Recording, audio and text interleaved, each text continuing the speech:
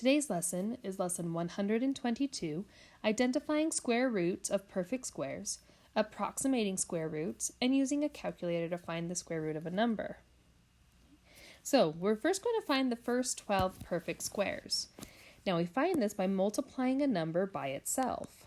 Okay, so 1 times 1 is 1, 2 times 2 is 4, 3 times 3 is 9, 4 times 4 is 16, 5 times 5 is 25, 6 times 6 is 36, 7 times 7 is 49, 8 times 8 is 64, 9 times 9 is 81, 10 times 10 is 100, 11 times 11 is 121, and 12 times 12 is 144. So mathematicians have a symbol to use the words what number times itself. So we ask for what number times itself equals 16. And the special symbol they use looks a little like a division symbol, except for it's got this extra tail. Okay, and this is called a square root. Okay, and the square root is asking what number times itself equals whatever's inside. And in that case, it's 16. So going back, the number times itself that equals 16 is 4. So the square root of 16 equals 4. Okay, so let's find these ones. So the square root of 49 is what number times itself is 49? Well, we already found that, and that was 7. So the square root of 49 equals 7.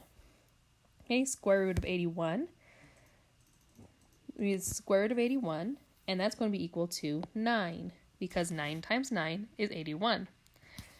Square root of 9, well, that's going to be 3, because 3 times 3 equals 9. What about the square root of 64? Well, thinking about it, 8 times 8 is 64. So the square root of 64 equals 8. And the square root of 1, well, it's going to be 1, because 1 times 1 equals 1. And finally, the square root of 25 equals 5.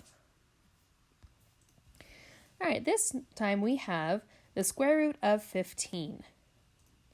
Okay, so what number times itself is 15? And there's not an exact answer because there is no number that multiplied by the same number equals 15. Okay, so which perfect square is just less than 15? So we go back to our perfect squares. Okay, the one that's just less than 15 is 9, and one just greater is 16. So we would say that the square root of 15 is somewhere between 9 and 16, our perfect squares. And that's how you would write your answer. Or it's right between the square root of 9 and the square root of 16. So my answer would be that the square root of 15 is between the square root of 9, which is 3, and the square root of 16, which is 4.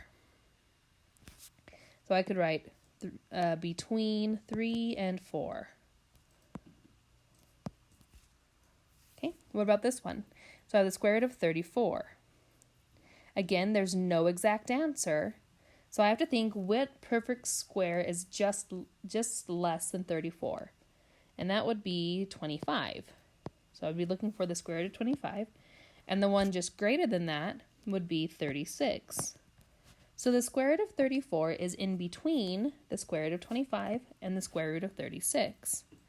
So I would say that the square root of 34 is in between 5 and 6. Now I can circle the one that it will be closer to. So 34 is closer to 36 than it is to 25. So the square root of 35 is going to be closer to 6 than it is to 5.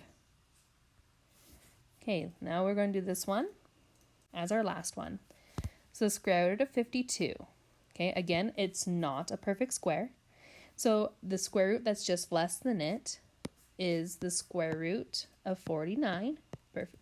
And the one that's just above it would be the square root of 64. Okay, so the square root of 49 is 7, and the square root of 64 is 8. And if I want to know which one it's closer to, I'm going to look, is 52 closer to 49 or 64? and it's closer to 49. So that means the square root of 52 is going to be closer to 7 than 8. Okay, and that's it for this lesson. Good luck on your homework.